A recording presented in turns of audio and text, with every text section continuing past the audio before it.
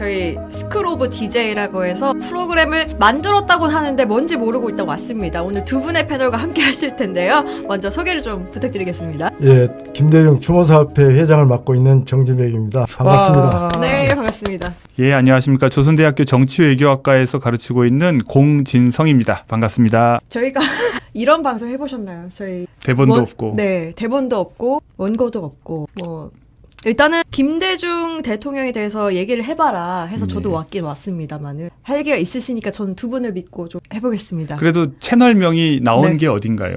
예, 스쿨 오브 DJ. 이거 하나 믿고 이제 시작하는 이거 거죠. 방금 2초 전에 알려줘서 이제 네. 말씀을 드렸는데 일단 제목이 어떻게 나올지 모르겠어요. 저희가 얘기하는 거에 따라서 제목이 나올 건데 김대중 대통령과의 어떤 연이 좀 있나 저는 좀 굉장히 짜맞춰서 나도 연을 좀 만들고자 했는데 아까 전에 선생님께서 본관이 같다고 예, 해주셨잖아요. 그렇죠. 네. 김 씨하고 김혜여 씨가. 네, 제가 김혜허 씨고 네, 그렇죠. 이렇게 본관이 같다. 분간이 DNA가 있다. 같다는 공통점으로 오늘 아나운서로 네. 초빙 받으신 거죠? 네. 예, 저도 우리 채널 이름이 스쿨 오브 DJ인데요. 학연이 겹칩니다. 제가 목포 북교국민학교를 다녔습니다. 네. 물론 1년 다니긴 했지만 어쨌든 우리 김대중 대통령님께서 졸업하신 목포 북교국민학교 그 시절에는 네. 초등학교가 아니라 북국이라고 불렀는데요. 네. 그 국민학교를 다녔다는 인연으로 오늘 네. 초대받은 것이 아닌가 싶습니다. 예, 저는 저희 아버지께서 상당히 그 열성적으로 항일운동도 하시고 해방 후에도 여러 사회운동을 하셨는데 그 피신을 하이도로 하셨어요. 네.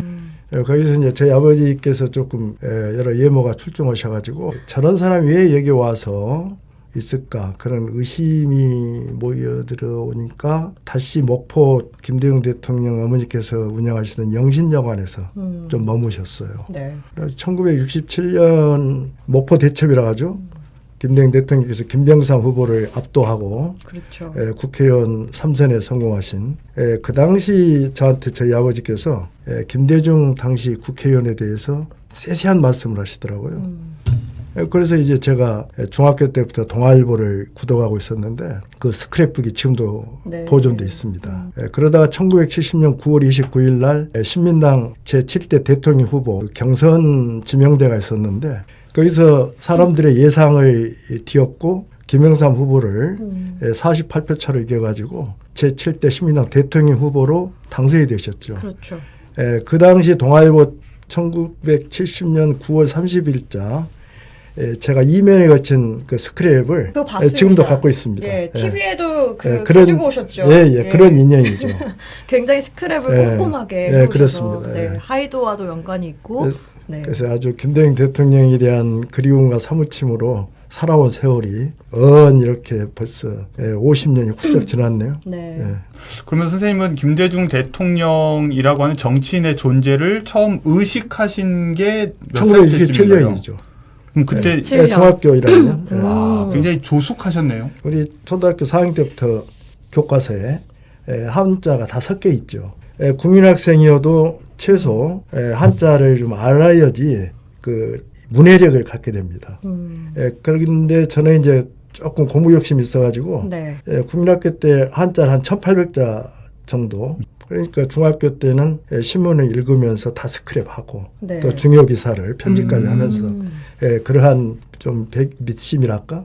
그러면 이게 신문을 보시면서 자연스럽게 그렇죠. 정치를 아셨고 그러면서 자연스럽게 정치인 김대중 김대중의 존재를 대통령. 알고 계셨다. 단순히 김대중 대통령만이 아니라 그 당시 여러 세계적인 지도자들 이런 여러 가지 관련 기사도 전부 스크랩되어 있습니다. 굉장히 네. 학구적인 걸로 시작을 하셔서 정치를 그러니까 그때 또 친문뿐이 아니라 네. 저희 아버지께서 마을에 친선 독서구락부라고 해가지고 독서클럽을 만드셨는데 추구라든지 사자, 소학 이야기를 하시면은 제가 기억 속에 전부 저장을 했죠. 저희 형의 영향을 입어가지고 네. 형이 사다오는 그런 잡지를 통해서 여러 사회 역사적인 문제에 대해서 심도 있게 그리고 상당히 폭넓게 공부할 수 있는 그런 기회 제공을 많이 받았습니다. 네.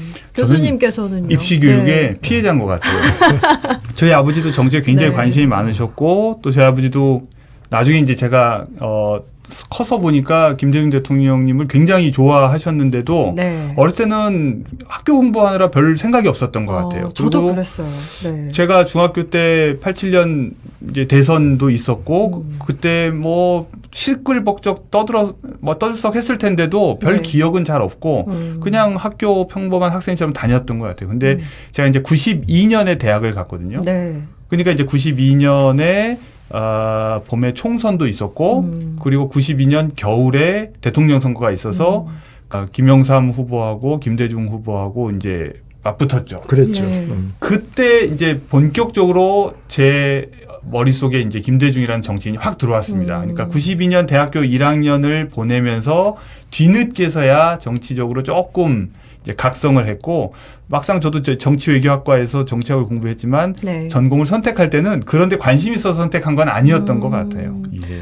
저는 이과생이거든요. 네. 그래서 그냥 역사를 좀 담쌓고 사는 학생이었는데 굉장히 역사책으로 이제 그 시대를 좀 배웠던 경우였고 일단 나중에 2009년에는 이제 어머니께서 뭔가 슬퍼하시기에 그랬구나. 약간 이런 느낌을 갖고 있는 저는 그때 고등학생이었는데 예.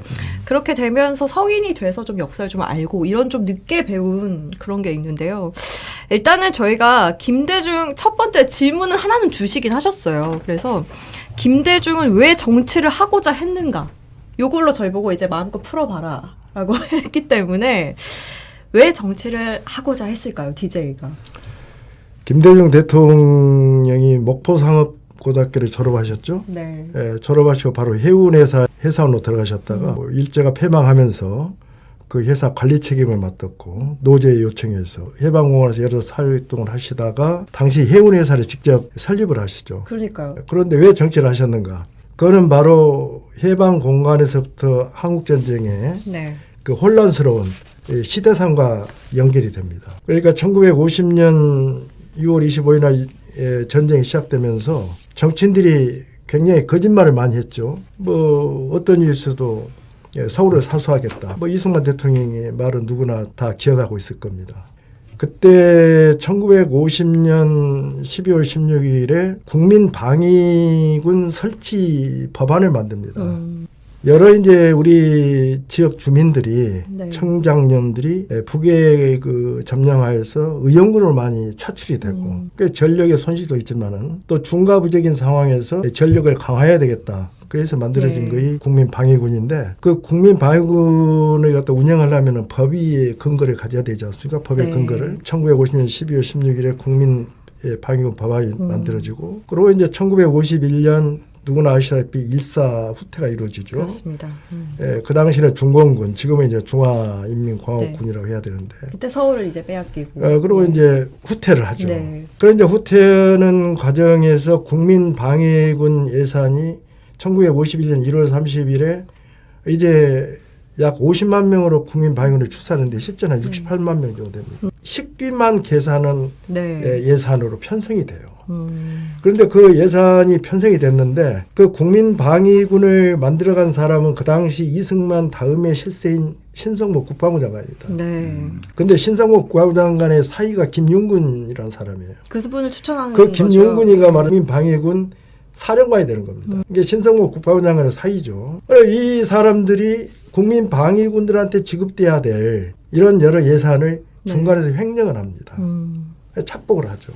그리고 또 3분의 1 정도는 정치권에 요즘 말로 정치자금으로 상납을 합니다. 이러면서 국민방위군 그 50여만 명이 굶어 죽고 추운 겨울에 얼어 죽고 네. 그래갖고 이 후방 지역으로 부산 경남 지역으로 후퇴하는데 15일이 걸립니다. 거기서 순간에 1000여 명, 2000명 이렇게 해서 무려 한 5만 명이 죽어가요. 네. 그리고 그 후유증까지 포함하면은 여러 그 역사적인 자료를 통해서 보면은 10만 명 내외로 추산이 되고 있습니다. 이때 김대중 대통령께서는 부산 피난수대 사업으로 계셨죠. 당시에. 그렇죠. 예. 해운회사를. 목포가 아니라 부산으로요. 부산에서. 그럼요. 임지수도 부산에서 사업을 크게 하셔가지고 네. 여러 가지 군 수송 역할도 하셨고. 당시에 부산에 계셨고 사실은 이 국민방위군 사건 얘기를 해주셨는데 생각보다 모르는 학생들이 많더라고요. 교수님도 이렇게 학생들 저도 가르치면 좀 몰랐습니다. 모르셨고 이 그래서 학생들도 모르는 분이 국민방위군을 가지고 이영희 교수가 네. 고위 되셨죠. 네. 이영희 교수가 이런 말씀을 했습니다. 그 당시 이영희 교수는 미 군사고문단의 통역장교 소령이었습니다. 그 현장을 목도하면서 이영희 교수가 단테의 신곡에 나오는 연옥보다도 불교의 지옥보다도 이 참상은 어떻게 비교할 수가 없다. 그만큼 정말 처참했다는 건데 사실 나라를 지키기 위해서 이렇게 나온 장병들이 이제 그래서 이영희 교수가 죽어졌으니까요. 그런 증언을 현장을 목도한 이영희 교수의 네. 증언인데요. 그때 우리가 아는 유명한 시인 신동엽 선생 있죠. 그분도 국민방위군에 차출이 됐어요. 그래가지고 먹을 게 없어서 민물 게를 생걸 날 것을 잡아서 먹었습니다. 거기서 간디스토마를 걸려가지고 예. 1969년에 38세라는 그 젊은 나이로 요절을 하셨죠. 그게 악화된 거죠. 네. 국민방위 사건의 후유증입니다. 얼마 전에 선종하신 가톨릭의 정진석 그 추기경. 예. 예. 그분도 그때 서울공대 학생인데 서울대학교 당시에, 공대 학생인데 예. 차출이 돼가지고 그렇구나. 국민방위군의 예. 그 참상을 목도하고 서울공대 학생을 포기하고 음. 신학대로 옮겨서 사제여기를 가게 됩니다. 어. 예. 이 국민방위군 사건이 있을 때 김대중 이제 대통령은 당시에는 부산에서 그 이제 살고 말하자면 계셨는데 예, 국민방위군들이 대구 쪽에 후퇴해가지고는 거지로 돌아다닙니다. 먹을 걸 구걸해야 되니까. 네. 우선 살아야 되니까. 네. 그런 참상. 그다음에 부산으로 또 이제 몰려오면서 예. 벌게 되는 그 참상. 인간이 인간에게 할 수 없는 근본 원인이 뭘까? 정치가 잘못됐다는 것을 인식하게 되신 거죠. 네. 그 당시에는 이제 사업가의 길을 가고 사업가인데 있었는데요. 네. 이러한 국민을 지켜주지 못하는, 나라를 지켜내지 못하는 거짓말을 일삼는 지도자, 네. 국민을 죽음의 구렁텅이로 몰아넣는 지도자, 이 먹불인견의 참상을 과연 어떻게 해결해야 될 것인가? 그 그때 해결책에 한 이제 방안으로 정치를 생각하시는데 설상가상으로 부산 정치파동이 일어납니다. 부산 정치파동은 1950년 5월 30일에 총선거가 실시가 되어 처음으로 네. 국회의원을 이제 뽑는 선거인데 이승만 대통령이 독립척성회 소속인데 그때 무소속이 60%가 당선이 됩니다. 근데 초대 대통령은 국회에서 간선제였어요. 1950년 5월 30일 날 총선거에서 60%가 무소속이 되어버리니까. 네. 근데 어떻게 됩니까? 1952년 대통령 선거에서는 대통령으로 될 수 있다는 자신감, 확실성이 사라져간 거예요. 네. 그러지 않겠어요? 간선제로 갔다가는 안 되겠다. 그래서 직선제로. 이제 대통령 직선제로 개헌을 시작합니다. 작업을. 그 이제 아마 학교에서 우리 이주 아나운서께서도 네. 발췌 개헌안 배우셨죠? 발차기요? 발췌 개헌. 발췌 개헌. 죄송합니다. 네. 역사 발췌 시간에, 개헌. 발췌 국사 시간에 개헌. 배우셨을 네, 때 배웠습니다. 발췌. 네, 발전. 네, 제가 발음이 안 좋았습니다. 네. 근데 그 발췌 개헌안이 바로 그렇게 해서 준비가 됩니다. 그걸 갖다가 신사적으로 할 수가 없어요. 폭력적 방법을 동원할 수밖에 없습니다. 네. 그래서 이제 시작하게 된 것이 이승만 대통령이 이 발췌 개헌안을 어떻게든 성사시켜야 되는데 이걸 얌전하게 국회의원들한테 사정해서는 될 일이 아니다. 그래서 1952년 그 국회의원들이 부산에 이제 이렇게 의사당으로 등원하는데 그 통근버스에 탄 원영덕이라는 헌병사령관 그 사람이 그냥 통째로 버스를 들어가지고 버스 그냥 채로 그대로 딱 들어버린 거예요. 이제 고문을 시작하는 거죠. 납치를 한 건가요? 그렇죠. 그러면? 그냥 네. 감금, 납치 감금. 감금하고. 그래 한국 정치에서 우리가 괜히 낯익은 풍경이 그때부터 시작됩니다. 쉽게 말해서 말 안 들으면 국가폭력에 나서서 제압해 가는. 그때 이제 장택상, 네. 이범석, 이런 원영덕 이런 사람들이 야당 쪽 국회의원들, 민주국민당 소속 국회의원들을 설득하고 회유하고 매수하고 폭력으로 제압하고 결국엔 네. 국회가 그래서 굴복을 했잖아요. 이러는 네. 과정에서 서민호 당시 국회의원이 네. 서창선이라는 현역 육군 대위를 권총으로 사살하는 사건이 벌어집니다. 왜 그러냐? 서민호 의원은 거창 양민 학살 사건의 국회 조사 단장이었어요. 근데 서창선 대위가 서민호 단장을 암살하려고 그런 기밀을 포착하고 서민호 의원이 권총으로 서창선 대위를 사살해버립니다. 여기서 서민호 의원을 이제 구속을 하죠. 이승만 대통령이 1950년 6월 25일 날 6.25 행사장에서 암살 위기를 모면합니다. 그때 이제 그 유시태 씨하고 김시현 씨가 묘하게 독립운동을 하셨던 분들이에요.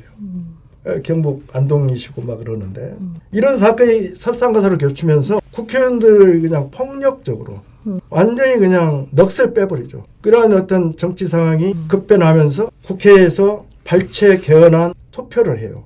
근데 그거의 기립투표입니다. 일어서서 찬성 반대 기권을 정하는 거예요. 네. 163명 일어서서 찬성을 합니다. 그래서 김대중 대통령이 이러한 정치인이 국민의 권익을 옹호하고 대변하는 그런 국회의원들이 순간에 변절하고 회유당하고 또 폭력으로 짓밟히고 이런 것을 눈앞에서 부산 피난소에서 보면서 이 모든 우리 사회의 극도의 혼란과 이런 국민의 이 불안정한 총체적 원인은 정치에 있구나. 이래서 민주주의가 이루어지지 않는 한 국가는 없다. 네. 그래서 민주주의를 실현하기 위해서 정치다운 정치를 하기 위해서 내가 정치에 나설 수밖에 없겠구나. 그러한 결심을 굳히게 되는 것이 한국전쟁과 한국전쟁에서 발생된 국민방위군 사건, 그 다음에 네. 부산 정치 파동. 이 두 가지로 해서 김대중 대통령이 그 권한의 대장정에 오르시게 되는 그러한 결정적 계기가 됩니다. 기획 코너 제목은 DJ100. 앞으로 김대중 대통령과 그 시대와 관련된 100가지 이야기를 이어갑니다. 구독 버튼 누르시고 재미있고 유익한 이야기를 놓치지 마세요.